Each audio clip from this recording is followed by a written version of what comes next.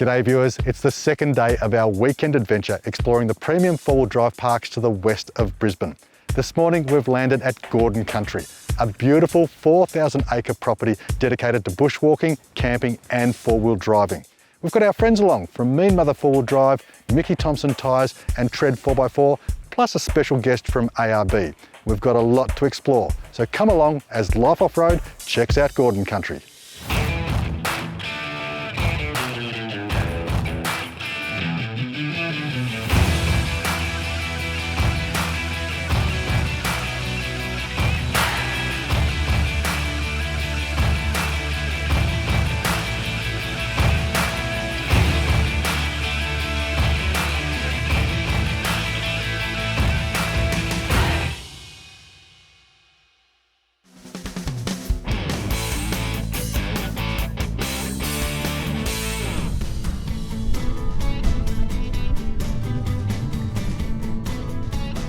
We've just arrived here at Gordon Country. It's a very short drive from Genoa Hills Four-Wheel Drive Park, which is exciting because now we've got that much more time to hit the trails.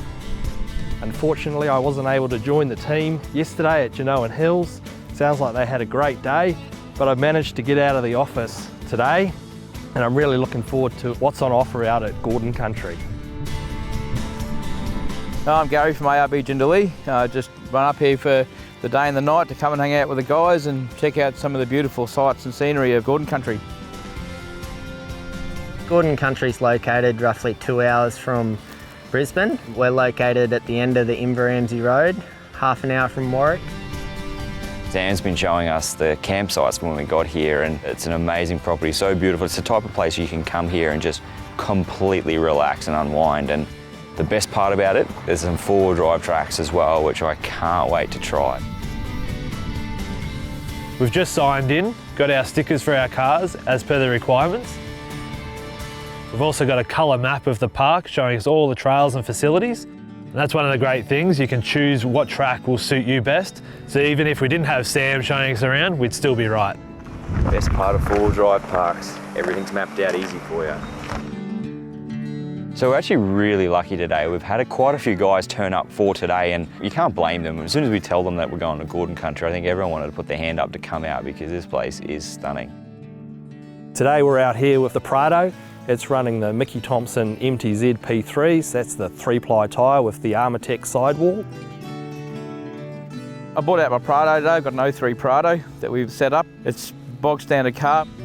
The Prado is a great example. You can buy a vehicle on a budget and by setting it up with a bull bar to give you that protection, the suspension upgrade to give the car a bit more lift and a lot better ride quality will just transform that car from something you'd use around town to something you can take away anywhere you like. The thing I like about being involved in the ARB network is being involved in helping people set up their vehicles to get them ready for the trip that they really want to do. I just want to show people that you can take your older model four-wheel drive, get it decked out with the right accessories and go anywhere you want.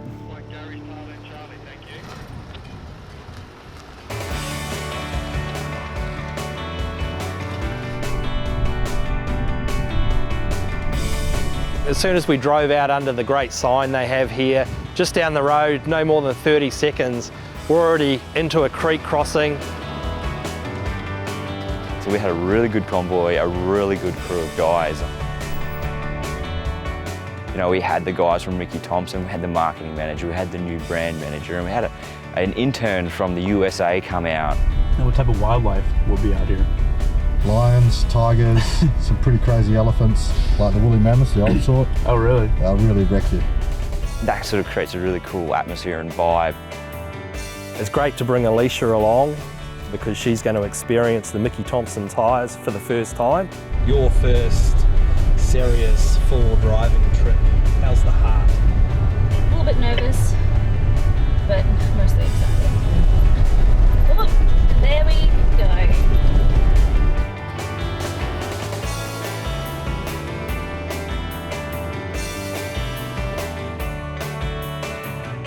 So we went through with a nice little splash, a nice little precursor towards what was waiting for us at the top of that part. Over the other side, there's this massive bog hole. And like any trip, someone has to do it. Sam, how deep do you reckon that is in there? I'd say, yeah, there's a stick there. We could test it. That'd be the way to go. Just push him in, Simon, see if he can touch the bottom. The more you procrastinate, the more you put yourself out.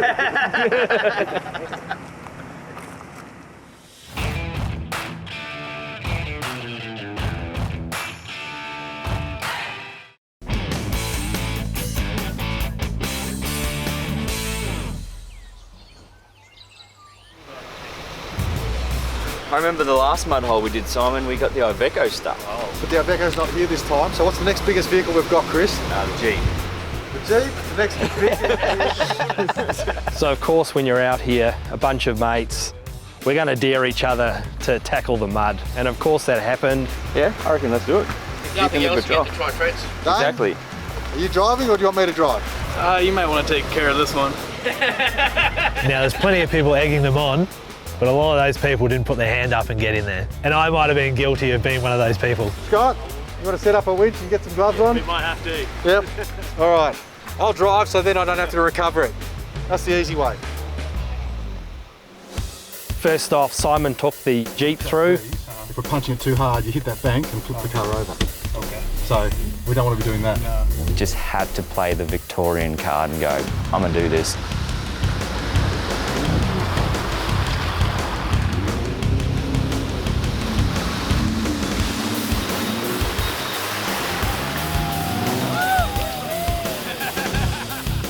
Simon, in a Jeep, made it look really, really easy. So I had to stand up and represent Queensland and actually take my patrol through it as well. I can't let Simon win. I have to do this now that he's just driven that Jeep through. So let's go and get this patrol dirty.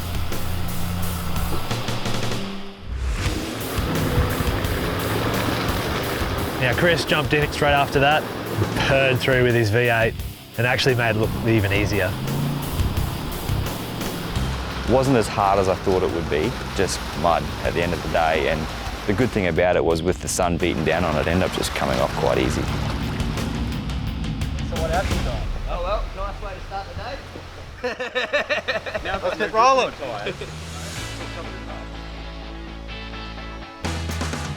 So out here today, the majority of the vehicles have been running either the MTZ P3 or the ATZ P3.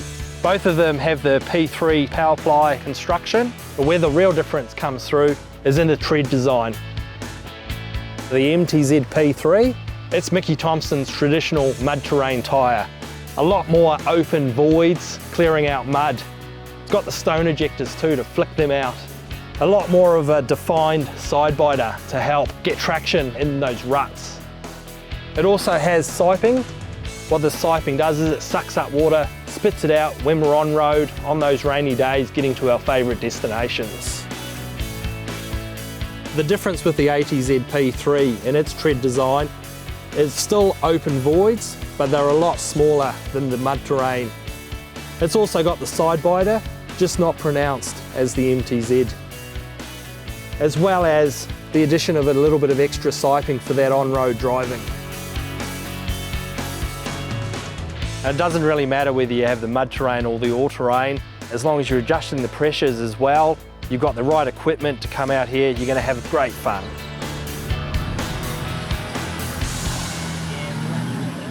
After the bog hole, we drove up a little bit further and went to what they have known as the playpen, and this is where everyone comes to have fun. What sort of tracks? You've got a couple of flex ramps, you've got a couple of rollovers, a couple of nice little rock face climbs. You've been spending some time in America. What? What's a flex ramp and a rollover? Drive up wherever you like, really.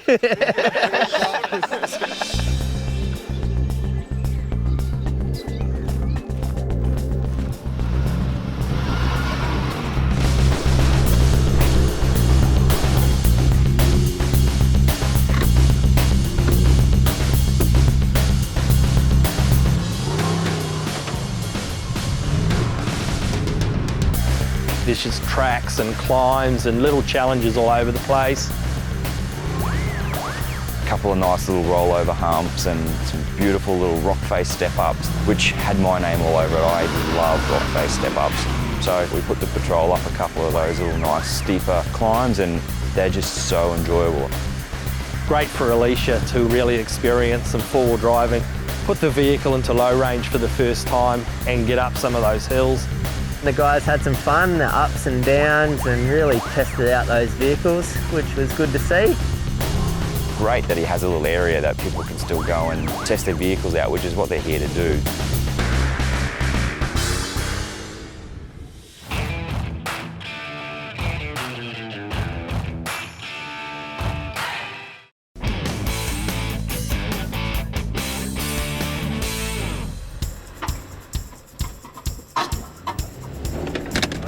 Just slow, let the car come down. Oh, I see what you mean about not being able to see what you're doing. Okay, where do I go from here? Up this one? Prior to this trip, I had absolutely zero experience four-wheel driving. After a day of watching everyone yesterday and taking all the photos, they decided that today was the day that was going to be my first time four-wheel driving. You need to be left-handed. Okay, so what do I do now? I got stuck, which was actually really fun.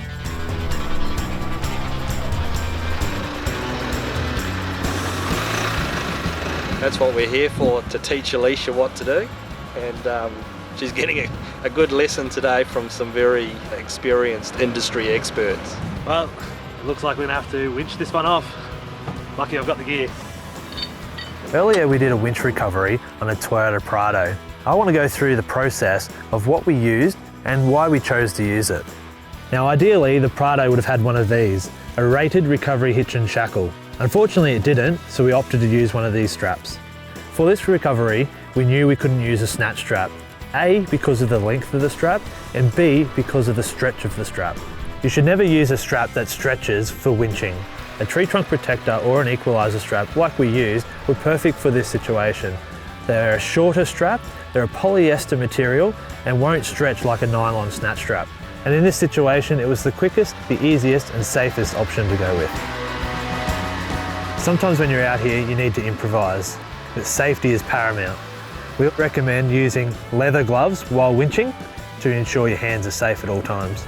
But remember, there's nothing better than the tool that is designed and rated for this job. Back on solid ground. Yeah, I'm not gonna lie, that was pretty fun.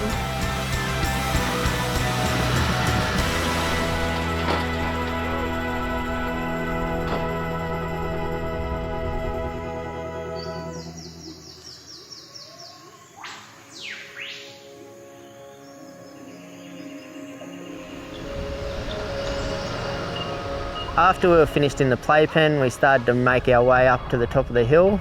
We went through a bit of a rainforesty gully with some beautiful bellbirds, and yeah, the guys were pretty impressed. There's plenty of bird and wildlife around here, and it's just quiet. The only thing you're going to hear is birds and a couple of animal noises, which is great. We then worked our way up to the top of the hill where the guys took a bit of a challenging track. I decided to go around it, but they had some fun climbing their way up there. Sam came over the UHF and said, "No guys, you can go to the left and do this track. It's quite steep, but those who don't want to do it can come to the right." And I didn't think anything of it. It didn't seem like it was going to be a crazy sort of trail day, so I left the car and just four high and just cruised on up. And I didn't even have traction control turned off. I was in cruise mode, and I got to the top. I started to lose traction. I had to quickly get down to turn the traction control off so that way I could keep the momentum without the car cutting out. So yeah, it caught me off guard a little bit going up that hill. On the way up there, actually, I got caught out and I added a nice little scrape on the side door panel of my car.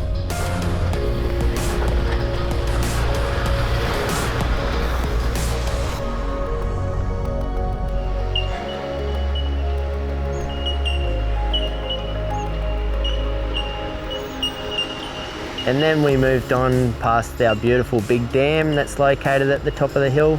It has been stocked with fish in the past, so everyone's welcome to give it a go. Fortunately, there's been a bit of rain up here, so the grass is all green, the cattle are all well fed, the dam had plenty of water in it, and the creek crossings are all flowing a little bit, so it's all been pretty good up here. Sam promised us some amazing views. We headed right to the peak of one of the valleys, and wow, what a view.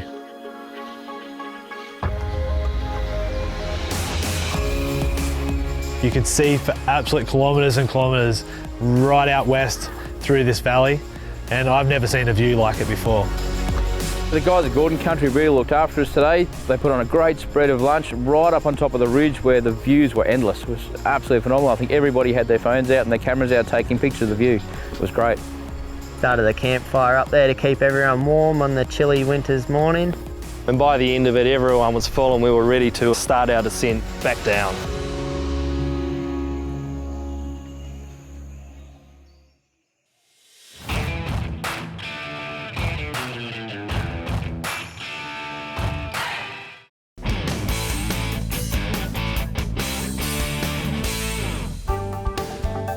We're in an age now in this industry where you can customise your vehicles to an extreme extent, and there are some amazing builds and some amazing examples out there in the market. We build our vehicles for capability and going off-road, but also at the same time we want them to look cool, we want them to look the part, and there's nothing to say our recovery gear can't form a part of the overall build. And we reckon a tread recovery board is a really fantastic product to deck out your vehicle to make it look cool. We've introduced a huge range of colours so we can start to complement and have these safe solo recovery devices blend into your build of your vehicle and look great.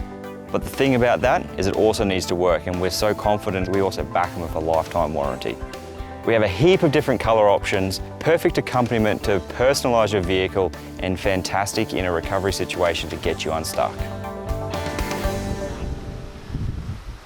The guys were pretty keen to take on Jordan's Hill. I don't drive it all that much. If I can get away from it, I definitely try to. Sam promised us these great descents and he delivered. We advise that it's for experienced drivers only. Righto, let's let it roll. Sam was telling us about this extreme track, quite steep, and it's only one way down. So with us both in Tritons, we thought we'd lead the way. It's a pretty amazing view from up here. Wow, Sam, it's a big drop off there, I can see now. Yeah, mate, I wouldn't recommend looking down. Yeah, this is not the right time to tell you I'm scared of heights. Oh, the heart's pumping a bit there, mate. The hill is actually regulated that you can't come up it because it's particularly dangerous. And once we hit it and started going down it, we could see why. It was pretty gnarly. It had cliff face on either side. But after that, I thought, oh, that was it. And then he goes, yeah, that was the easy one. We've got another bigger section. First one was just a little teaser. This is full on. Yeah, mate, you can say that again. What do you reckon? I was alright. The first one I was like, oh, it's not too bad. Yeah. Then that, I stuck my nose over and I'm like, oh wow.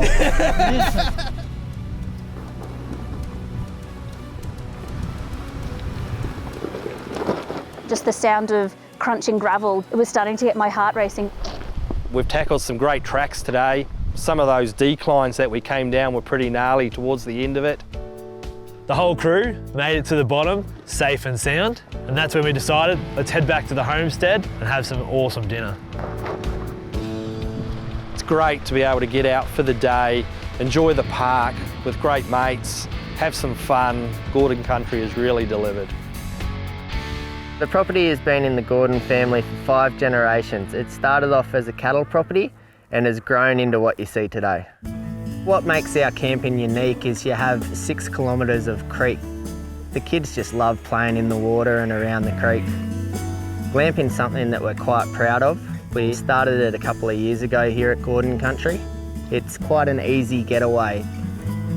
The retreat cabins are our 4-star Ranger cabins. The River Gums Barn is an amazing venue. It can seat up to 200 people and has a full bar set up along with a commercial kitchen. It's ideal for weddings and birthday parties. There's also a homestead up there which sleeps up to 10 people.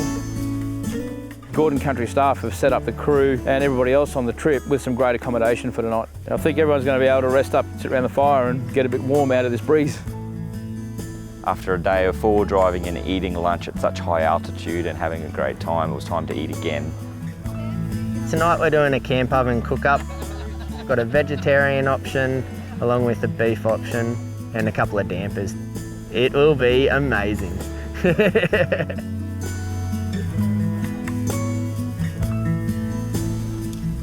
Sam and his wife Sarah are just such great hosts. The most beautiful slow cooked food you'll ever have, and damper. Oh.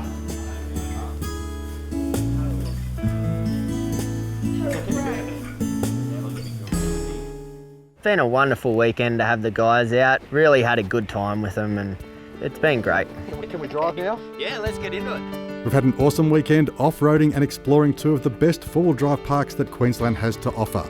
If you're based in southeast Queensland, Genoan Hills and Gordon Country four-wheel drive parks have plenty to keep you entertained. For now though, it's good night from our team. I'll see you next week when we take life off-road to a whole new level as we explore the arid badlands of Inner Mongolia.